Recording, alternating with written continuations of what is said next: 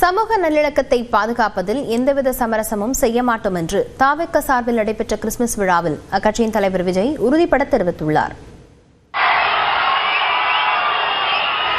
தமிழக வெற்றிக் கழகம் சார்பில் செங்கல்பட்டு மாவட்டம் மாமல்லபுரத்தில் உள்ள நட்சத்திர விடுதியில் சமத்துவ கிறிஸ்துமஸ் விழா நடைபெற்றது.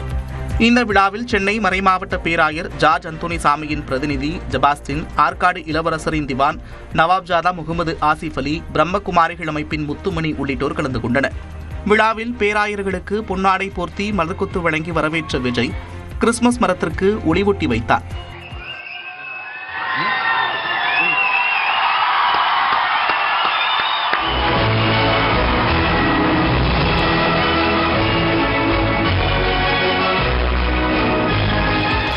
தொடர்ந்து குழந்தைகளுடன் கேக் வெட்டி கிறிஸ்துமஸ் பண்டிகையை விஜய் கொண்டாடினார். அன்பை பரிமாறுவோம்.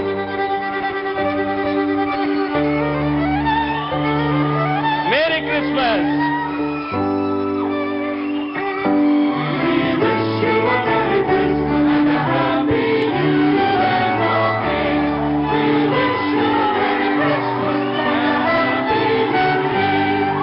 ரோஜாப்பூ கொடுத்து வாழ்த்திய குழந்தைகளுக்கு திருக்குறள், டிக்ஷனரி மற்றும் சாக்லேட் ஆகியவற்றை விஜய் பரிசாக வழங்கினார். அப்போது விஜய் கிறிஸ்துமஸ் தாத்தா கண்ணாடி அணிந்திருந்தார்.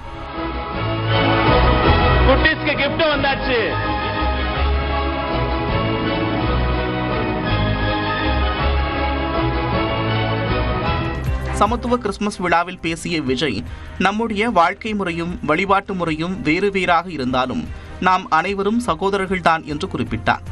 நம்பிக்கை இருந்தால் அனைத்து பிரச்சனைகளையும் வென்றுவிடலாம் என்று கூறிய விஜய், உண்மையான நம்பிக்கைதான் சமூக நல்லிணக்கத்தை உருவாக்கும் என்று திட்டவட்டமாக தெரிவித்தார்.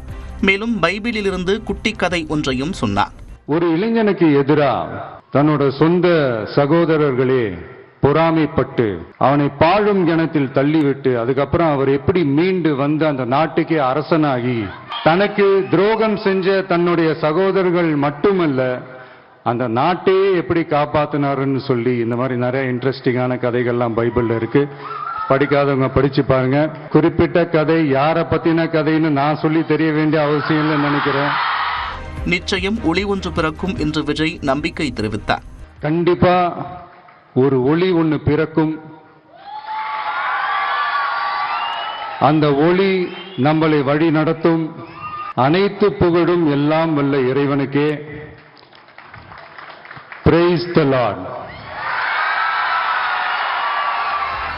கடவுளின் அருளும் மக்களை மானசீகமாக நேசிக்கும் அன்பும் அதீத வலிமையும் இருந்தால் எப்படிப்பட்ட எதிரிகளையும் வெல்ல முடியும் என்று விஜய் கூறினார்.